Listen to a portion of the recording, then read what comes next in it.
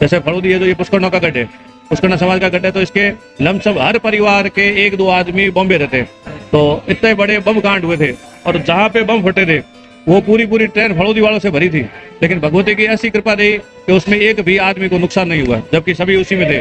कुछ कहीं निकल गए, कुछ कहीं निकल गए, वहां बम फटे थे, काफी मरे भी थे, लेकिन फलोदी का एक भी आदमी उसमें असुरक्षित नहीं रहा। भगवती ने सारनाथ त्रासदी हुई, वो तो सबको पता है, तो उस त्रासदी में भी फलोदी वाले फंसे थे, लेकिन भगवती की कृपा से एक को भी खरोच नहीं है। सब बड़े सकुशल सपरिवार माता जी की जय बोलते हुए फलोदी आए, यहाँ दर्शन करके फिर अपने घर पे गए।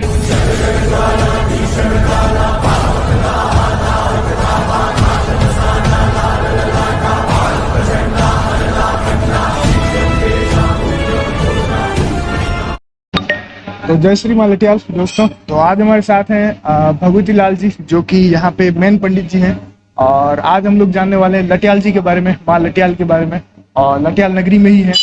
जितने भी लोग हो, मुझे पता है आप लोग नए लोग हो, आपको नहीं पता होगा यहाँ के बारे में, तो आज पहले उनकी कहानी जानेंगे और उनके रहस्यों के बारे में, चमत्कार की सभी के बारे में जानेंगे।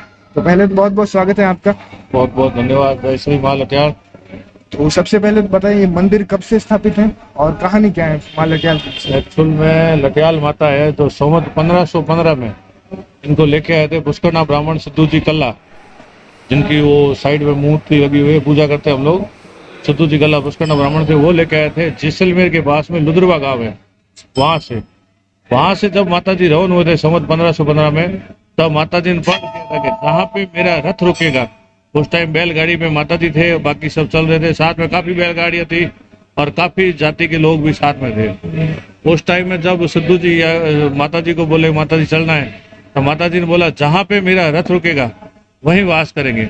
तब ये जो नीचे पेड़ है, जो अभी आप पीछे देख रहे हो, ये पेड़ हरा भरा है, ये पेड़ है, इसके पेड़ के पास में आते ही जो चक्र की धुरी होती है वो अटक गई थी। वो अटकने से इस पेड़ के 2 भाग हो गए, ठीक है ना।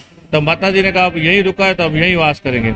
उस टाइम में माता जी का नाम था फलवर्ती का, ठीक है ना। तब जब माता जी आए तब उसके साथ में क्या वो दो बात आती है। एक तो आती है कि मतलब जो ये खेजड़ है, समी वृक्ष है, इसकी जो शाखाएं हैं, ये शाखाएं मतलब धीरे धीरे नीचे की तरफ आती है। नॉर्मली अपन लोग जो समी वृक्ष होते देखते हैं ना, तो ऊपर की ओर चलती है, लेकिन इसकी जो शाखाएं है ना वो नीचे की ओर आती है, यानी लट्टियों की तरह। यानी इस पेड़ से टकराया तब माता जी लटिया लिखे रही। काफी जगह आता है कि जिसमें बोलते हैं कि मतलब माता जी ने लटियों वाले राक्षस का वध किया था, क्योंकि यहाँ पे पहले विजयनगर नाम का गांव था। जब माता जी आए थे उससे पहले उसका बोलते वो राक्षस काफी कोसों तक उसने जीव जानवर किसी को नहीं छोड़ा था, सबको, तो उसका माता जी ने वध किया था, ठीक है ना। तो माता जी यहाँ आए तब माता जी जो प्रण किया था कि जहाँ पे रथ रुके वही वास करेंगे। तब जो नीचे पुराना मंदिर है वहां पे पहले मतलब पत्थर रखे माता जी की वहां स्थापना की थी। काफी साल वहां पूजा हुई। लमसम यहाँ ऊपर लाए लगभग 140-50 साल हो गए होंगे ऊपर लाए उसको माता जी को। तब माता जी के मतलब ऊपर लाए थे उसको, पुष्करणा ब्राह्मणी थे, वो नीचे से ऊपर लेके आए थे। तब नीचे भैरू जी का मंदिर मेन है वो नीचे है, और माता जी की जो मेन मूर्ति है वो ये ऊपर है। पहले नीचे पूजा होती थी, अब ऊपर पूजा होती है। लमसम 150 साल हो गए। तो जितने भी दर्शक हैं, तो आपको काफी बेहतरीन तरीके से ये भी पता चला होगा कि मां लटियाल की कहानी क्या है, क्यों ये नाम पड़ा, दोनों कहानियां। और मेनली जो नीचे मंदिर है वो भी हम आपको दिखाएंगे, अभी स्क्रीन के ऊपर आ रही होगी। इसके अलावा जब भी जो नवरात्रि आने वाली है उसकी क्या तैयारी चल रही है और कैसे प्रोग्राम होता है पूरा? नवरात्रि में तो अब जो भगत मंडल है अपने पुष्करणा समाज का जो ट्रस्ट है, उनकी तरफ से पूरी व्यवस्था उनकी ट्रस्ट वालों की होती है, और जो भगत मंडल जो आते हैं पूरे अपने, उनकी तरफ से पूरी व्यवस्था होती है। जो ट्रस्ट वाले वो बड़ी व्यवस्था है जो भी करनी है, जैसे लाइट है, पानी में जो आने वाले भक्तों के लिए आने की व्यवस्था, जाने की व्यवस्था, वो सब ट्रस्ट की तरफ होती है, और उनका पूरा सहयोग होता है। हमारे लटियाल भगत मंडल जो रात दिन जो भक्त आते हैं माता जी की सेवा करते हैं, वो पूर्ण सहयोग करते हैं, और उन पूरे सहयोग से बड़े प्रेम से व्यवस्था होती है। नीचे यज्ञशाला है, नवरात्रि के अंदर पूरे 9 दिन यज्ञ होता है माता जी का। उसमें मेन जो बैठता है जोड़ा वो पुष्करणा ब्राह्मण कल्लों का ही होता है, वही मेन जोड़ा बैठता है। बाकी साइड में पंडित बैठते हैं, आहुति लगती है, खूब बड़े आनंद से होता है, प्रसादी भी होती है, और लाखों भक्त आते हैं नवरात्रि में दर्शन करके जाते हैं। बिल्कुल। तो जितने भी दर्शक हो, अगर आप भी आना चाहते हैं तो नवरात्रि बहुत शुभ अवसर है, अभी आ ही रही है, तो जरूर से बता रही है फलोदी लटियाल नगरी में। और अगर कुछ जैसे चमत्कार की किस्से भी कहीं सुनने को मिलते हैं? देखो चमत्कार में तो प्रत्यक्ष तो अभी मैं आपको 2 तो बता ही सकता हूँ कि ये जो पेड़ है देखो आज लमसम 550 साल से पहले का है। आज भी माता जी की कृपा से इसको अपन लोग है ना, जो ये शाखाएं देखे हरी भरी है पूरी, आज भी हरा भरा। ये माता जी का आशीर्वाद ही है।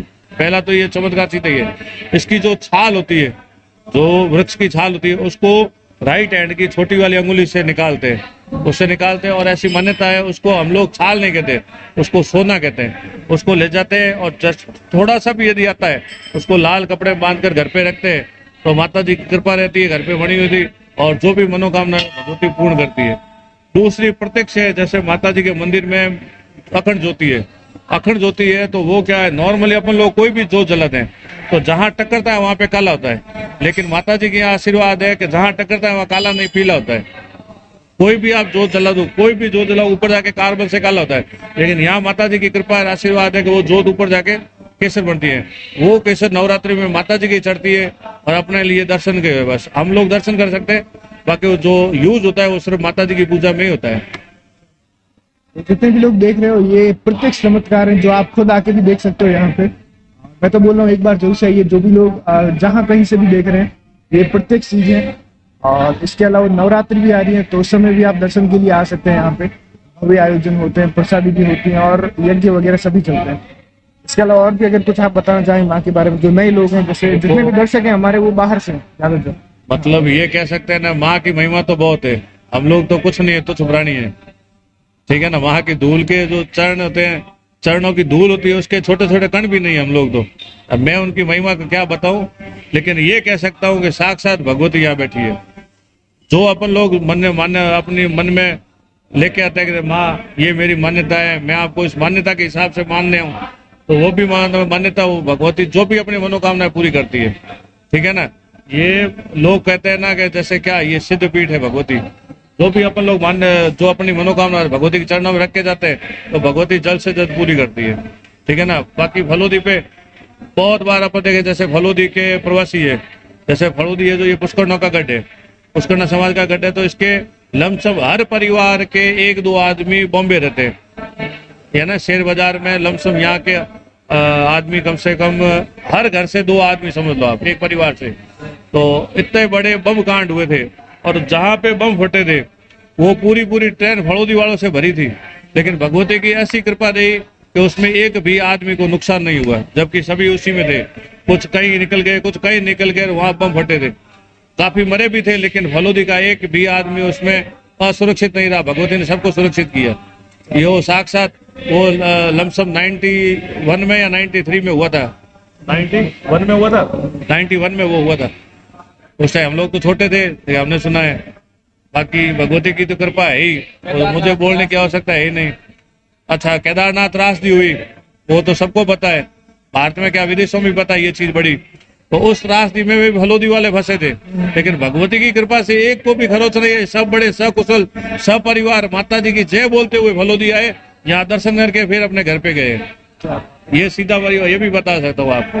तो जितने भी दर्शक हैं, ये आप आंखों देखी बात है, मतलब 2013 की घटना है, जहाँ पे आपको पता है 1000 लोगों की जान गई थी, और फलूदी के भी बहुत लोग थे, मैं खुद भी था उस टाइम वहाँ पे, और सभी लोग सुरक्षित आए यहाँ पे।